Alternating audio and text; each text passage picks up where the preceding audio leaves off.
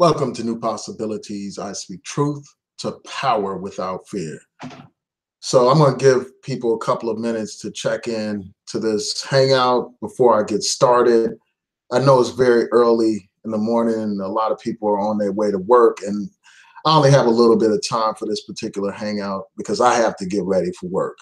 But I wanted to get on here and talk about some recent issues involving the police and, police brutality, and also the situation where Black men have been set up by the police. Basically, in the society, there's an all-out war on Black men. And one aspect of that war is police brutality. You have these police that regularly kill Black men, and often there is no accountability, there is no justice, and these people get away with it.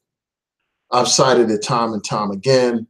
The Washington Post did a study, and they found that in 2015, Black men make up 6% of the US population, but Black men accounted for 40% of the unarmed people killed and shot by the police. And this situation that I'm going to talk about, one is a situation where a brother was killed. Another one involved a brother being severely injured by the police.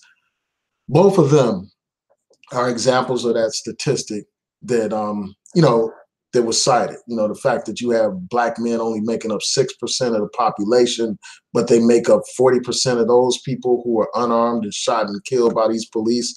It's outrageous. This is an all-out war on Black men.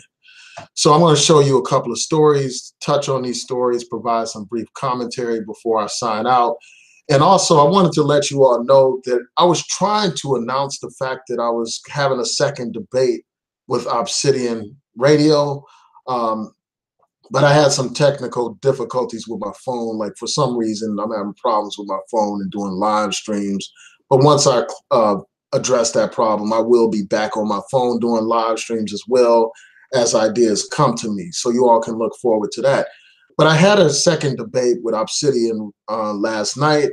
It's on his channel. I tried to go to his channel, but I don't see the live stream. I'll reach out to him and get information so that I can provide you with a link to that second debate that I had over on his channel. We had a great discussion, and one of the issues that came up was this issue of police brutality. And I'm not going to go into that right now, but we talked about police brutality, and we talked about the Trump administration's lack of action in that area, and the fact that it's not even viewed as a priority for the federal government at this point under Trump. They view it as some kind of local matter, even though you constantly have these issues of police brutality affecting our community. Shout out to Bonafide 1970. Shout out to Power to the People. Good morning to everyone tuning in right now. I want to thank you all. Again, I had a debate with Obsidian. As soon as I get the link, I will provide it to you all in the comment section and also in the description box of this particular video. So you all can look out for that. We had a great discussion. And also, I want to let you all know who don't know, on my I Declare War channel, I did a live stream a few minutes ago about these Black conservatives in Mississippi who supported a white racist over a Black candidate. So I encourage you all to go to my I Declare War channel and check out that particular live stream as well. So let's get into it. I'm going to share my screen and show you the first story, read a little bit from that story, and then provide my commentary. Just bear with me 1 second.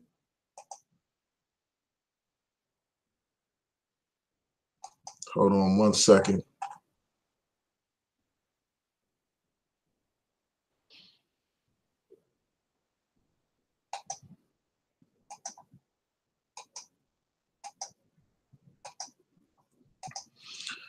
All right, so you have this situation out of Milwaukee where these police shot an unarmed Black man. I had to do this real quick. Hold on. Yeah, they shot this unarmed Black man, this brother by the name of Jerry Smith Jr. The police received reports of somebody with a gun. There was a chase. You know, they chased this brother to the top of the roof of a building. The brother was unarmed, and they actually captured this whole incident on body cameras. You know, on body camera videos, they showed his brother with his hands in the air, you know, facing the police. And then this brother proceeds to basically get on the ground, as most police command people to do. They command suspects to get on the ground. At the time, they didn't tell him to get to the ground, but the brother had his hands up and he was going towards the ground to get down so that the police could arrest him. But as this brother is getting down with both of his hands exposed, you know, nothing is in his hand. He doesn't have any kind of weapon at all. As he's getting down, these police proceed to shoot this brother at least 3 times. They shoot at him 3 times. And now this brother suffers injuries. You know, they say that he underwent several surgeries and he has permanent partial paralysis in his left leg. So the brother is in a wheelchair, and he's probably going to be in a wheelchair for the rest of his life. And this brother had his hands up, and still these police shot him. As this article points out, no gun was found. The brother does not have a criminal record, and he wasn't even charged with any crime at all. And he talked about how, and there's a video on here on my Facebook page that I posted. If you are not if you haven't liked my Facebook page, I encourage you to like my Facebook page. You will see this video over there. I'm not going to play it now because I don't want to deal with copyright issues and all that kind of stuff. But in the video, it shows this police shooting. You know, the brother, they interview the brother that was actually shot by these police, and he explains why he decided to run from the police, if I recall correctly. He feared for his safety. And that's what happens so many times. This brother wasn't charged with a crime. Now here we have a brother who's going to suffer permanent paralysis in his leg because of this police shooting. And, you know, obviously he's represented by counsel. This is an image captured from the video showing this brother like on the ground in pain after being shot by these police.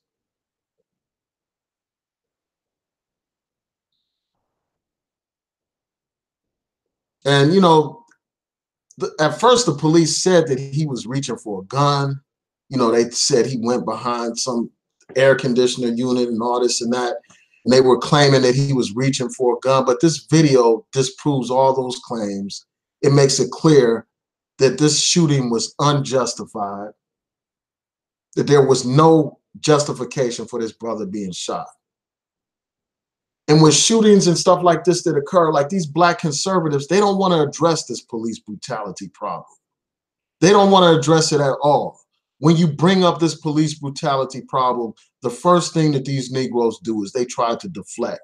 They try to get you wrapped up in some discussion about inner city violence instead of addressing the fact that you have law enforcement officers who are supposed to protect and serve, but instead of protecting and serving, they serve as overseers in these Black communities, shooting our people, killing our people, harassing our people. And these conservatives don't want to address that. Instead, they want to have you talking about some Black on Black violence issue, instead of dealing with the fact that you had these police that are acting as judge, jury, and executioner in our communities. And often, way too often, these police get away with it. And often these police lie. They tell complete lies, and they fabricate evidence all the time. You know, there are reports of police planting drugs on people and all kinds of things. And I'm going to get to that in a second. There's a story about this officer, or not even an officer, a police chief that systematically framed Black people, Black men in particular, for crimes.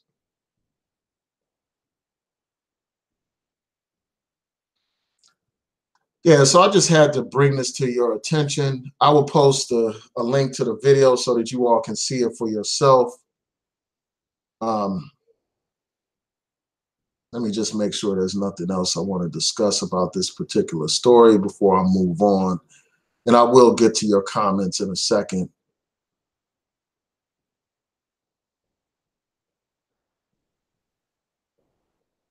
Just bear with me 1 second.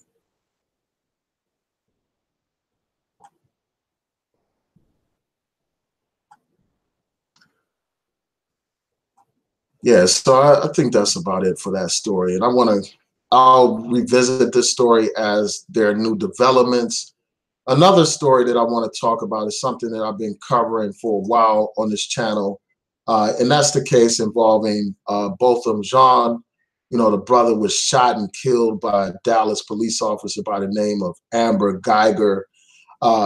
As you all will recall, this brother was in his own apartment, minding his own business. This brother was not some gangster or no drug dealer or quote unquote thug. This is an educated brother who was doing big things. You know, he had a record of excellence, you know, in school and all that kind of stuff. So this brother's in his apartment minding his own business. And this police officer proceeds to go in his apartment and shoot and kill this brother. And this police officer, Amber Guyger, a white woman, actually expects us to believe that she thought she was in her own apartment at the time and that she thought he was an intruder. This brother was gunned down, killed in the prime of his life. A 26-year-old black accountant, as this article says, shot and killed by his neighbor. Now, this woman lived in the same apartment building. She claimed she was confused and went to the wrong apartment and thought he was an intruder. So now this case is going before a grand jury. You know, they convened on Monday. They're hearing evidence in the case. Guyger has been arrested on manslaughter charges. And from what I understand, the new district attorney has been talking about possibly bringing murder charges against this woman. So there's a grand jury convening, and I hope that this woman is convicted. You know, because there is no rational explanation for what she did. There is no justification for what she did. Here we have a brother in the prime of his life gunned down by this woman. So I just wanted to provide you with an update on this situation. Again, this case is before a grand jury, and they will decide whether or not to indict this particular officer. And so as there are more developments, I will, you know, bring it to your attention. Again, links to all these articles that I'm referencing will be in the description box so that you can check them out for yourself, read them for yourself, and watch the video content to those particular stories yourself. Now, the last story I want to talk about is this ex-police chief. This police chief right here, and his name is Raimundo Atasiano. This man framed black men for crimes that they didn't commit in order to like boost the department's crime-solving stats, as reported in the Huffington Post. He was sentenced to 3 years for this. That's all he gets is 3 years for framing black men, for trumping up charges on black men. This man deserves much worse than that. You know, it said that the prosecutor said that this guy ordered police officers to falsely arrest and charge 3 people with unsolved burglaries.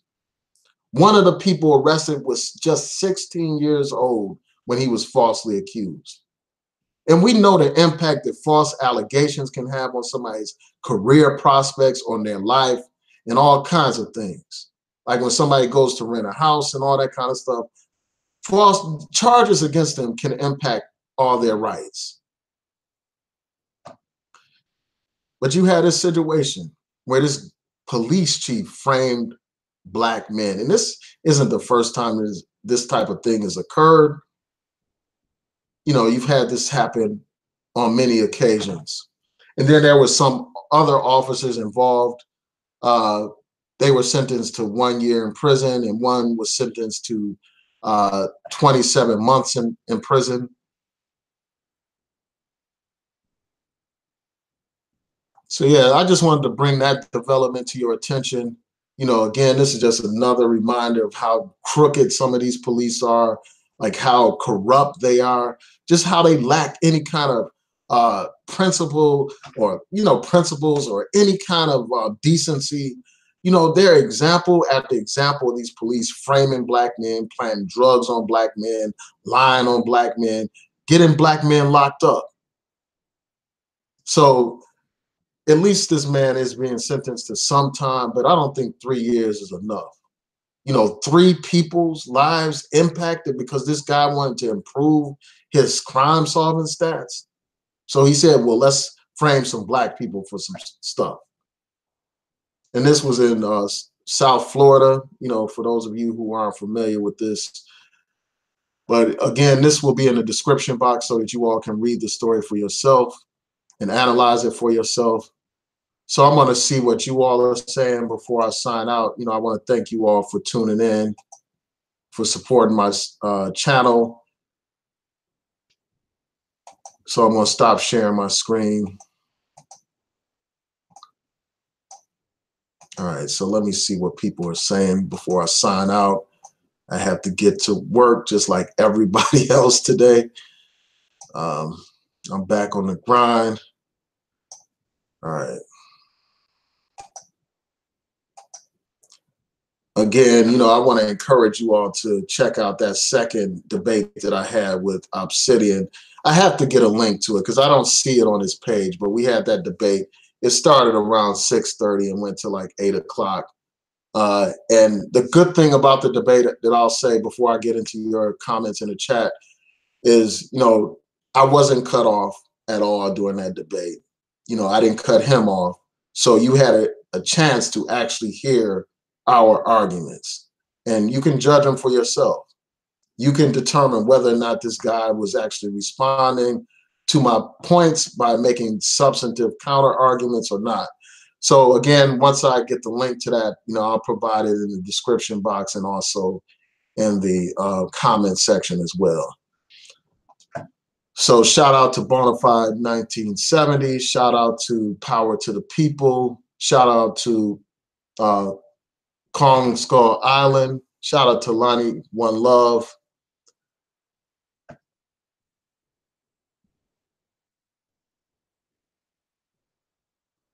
So Lonnie said, this is getting out of hand. Until these laws are changed, the police start getting arrested for these crimes, this will continue.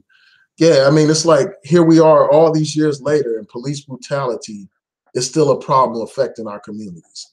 Black people are still being beaten by these police, killed by these police, harassed by these police, and all that kind of stuff.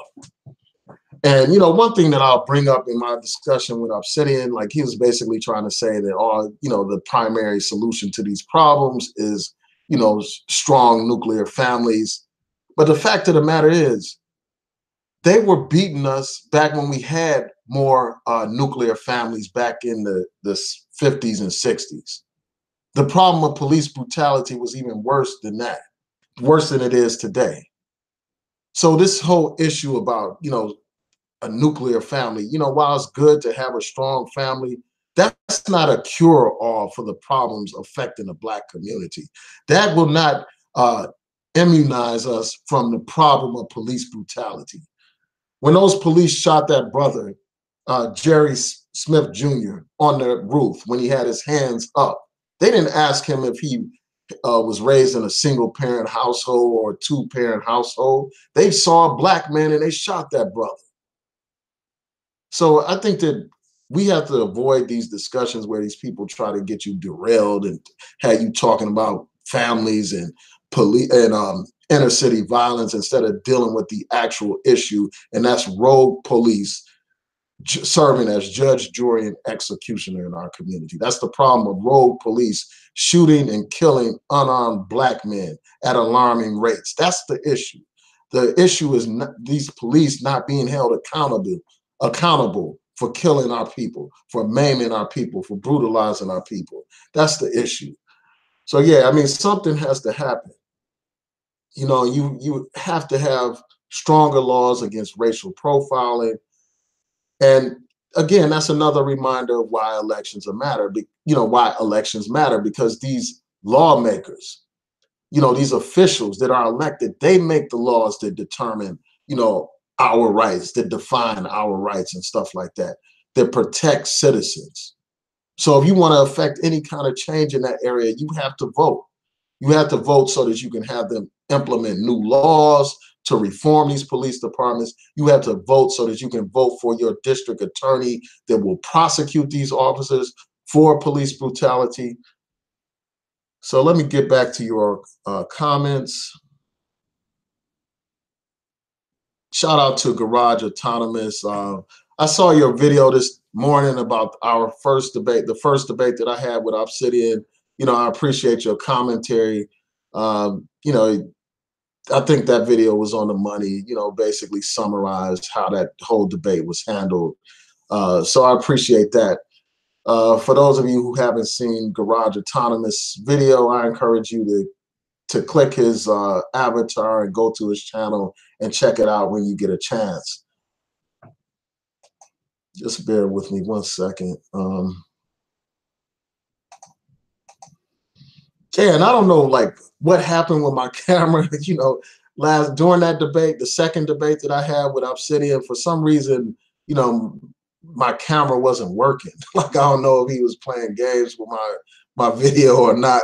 I won't accuse him of that without proof or anything. But I noticed when I completely restarted my computer this morning, I was able to get my image back up here. On my I Declare War channel, I couldn't, I still was having problems with my camera. I don't know what that was about, but it's corrected now, thankfully. So let's see what people are saying.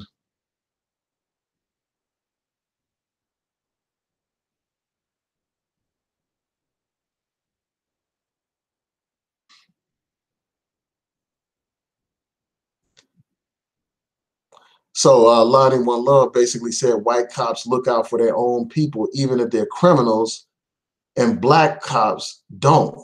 They look at you like you're a piece of shit. And sadly, that's true. A lot of these black police officers, have the same kind of hostility towards black people and black men in particular as these white police officers.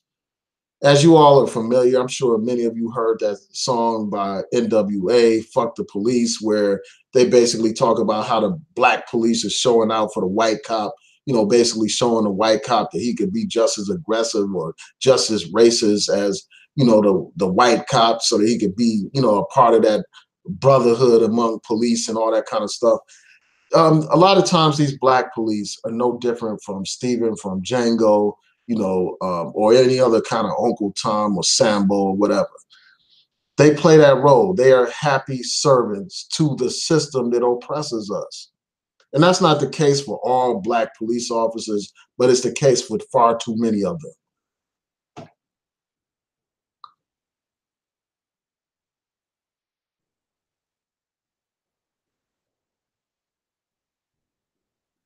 Yeah, Lonnie One Love, you're right about that. Getting payouts is not enough, because you see that in a lot of these situations where you have the family that's compensated for the killing of their loved one, and they should get compensation.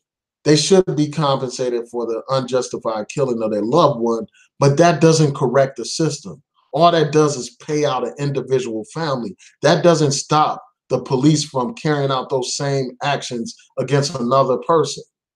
It doesn't correct the institutionalized racism that's in these police departments.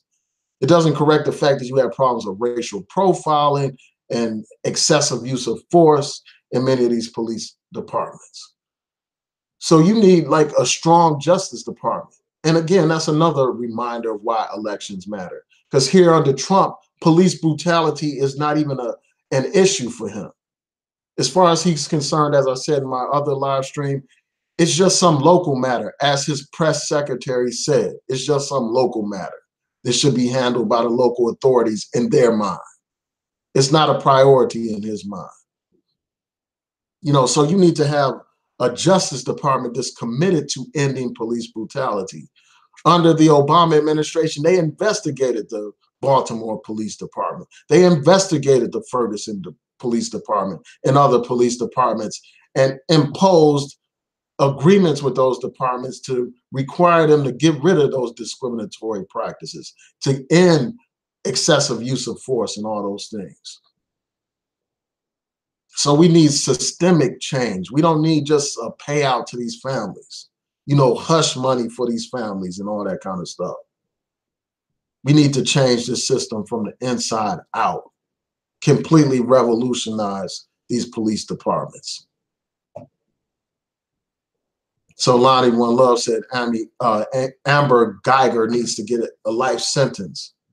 And then she says that won't happen. Yeah, I mean, she definitely does, man. You know, and too often, again, these police get away with it. You know, they talk about how they fear for their safety. You know, they come up with all kinds of explanations to justify the killing of Black people. And too often, a lot of times, these juries go along with it. I'll be right back. 1 second, y'all.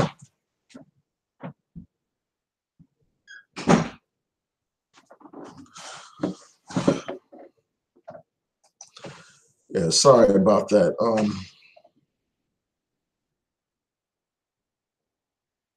Yeah, so you're right. I mean, she probably won't get a life sentence. I mean, right now she's only accused of manslaughter. She may not even be convicted of that, unfortunately. You know, somebody may actually believe her nonsense, believe her defense.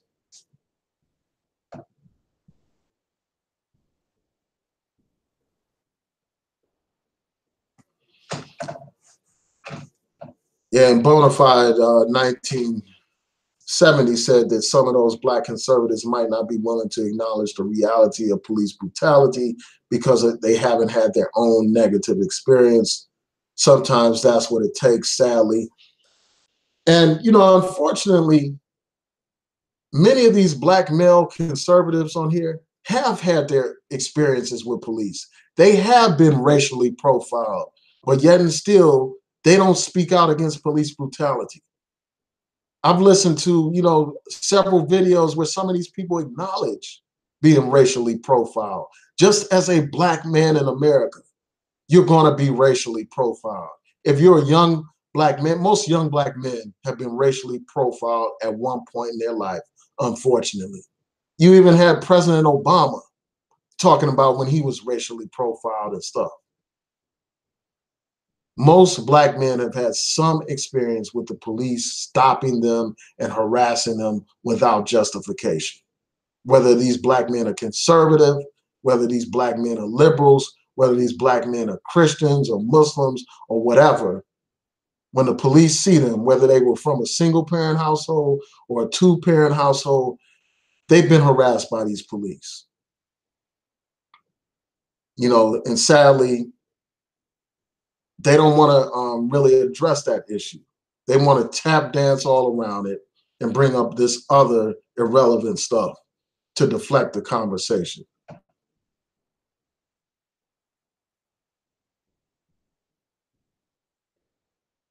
So Power to the People said exactly, who knows how long he was framing Black people. Yeah, like they mentioned only 3 people that this guy framed, but there may have been more. There may have been way more than that, way more Black people than that he framed, that he set up. You know, that are maybe serving time today based on some trumped up charges. That's why I don't believe a word that these police say. I don't trust these police at all. I don't give them the benefit of the doubt at all. That's why you need body cameras. That's why you need to police the police. That's what needs to happen. You got these police framing people. There have been videos of police planting drugs on people here in Baltimore and other places around this country. So I don't trust these police at all.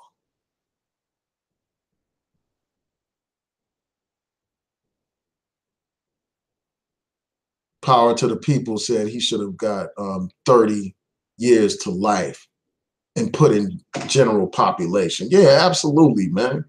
Messing up people's lives, you know, framing people and all that kind of stuff. And I hope they give him hell while he's locked up.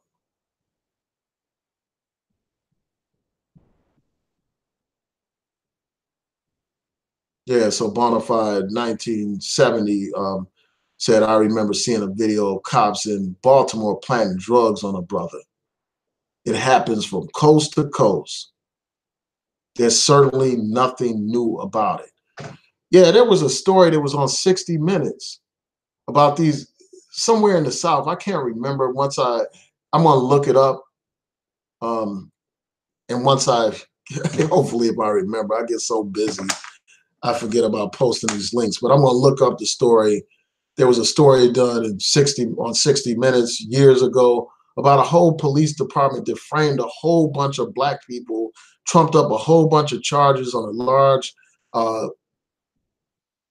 group of black men in particular, drug charges and all this other stuff. Yeah, so you do have these examples time and time again. When they're not framing black men, they're actually targeting and killing black men. And too often they get away with this stuff.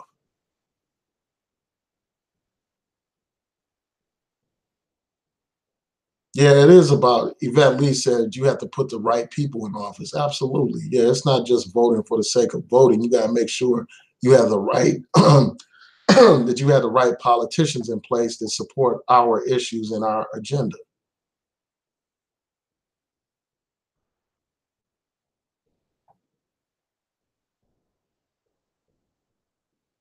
Yeah, so somebody mentioned that the FBI put out a report saying that white racists had infiltrated police departments across the country. Yeah, I'm going to look into that. I want to get more information about that.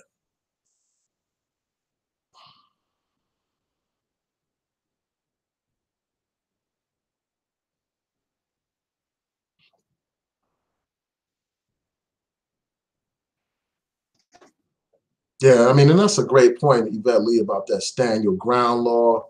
That's another reminder of how important elections are. I mean, that's an actual law that was used to justify the killing of Trayvon Martin. That, you had this situation where another brother was shot over some parking space. And the first thing that killer did to justify that killing was say that, he was standing his ground. So something has to happen to that law. That stand your ground law is nothing but a license to kill black people. They don't allow black people to stand their ground. They allow these white people to stand their ground, and they allow them to get away with murdering black people. So that's another reminder of why these elections are important. These elected officials decided to enact that law that enables police, well, not just police, but private citizens to kill somebody, that gives them an excuse to kill people.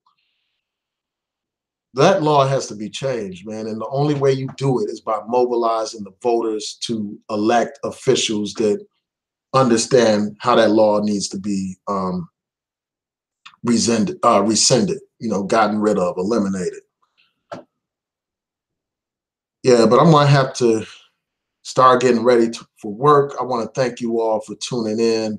I thank everyone for being on this live chat, live stream today. I truly appreciate your support. Please rate, comment, and subscribe. Like the video, share the video, hit that notification bell so that you'll know when I post new content.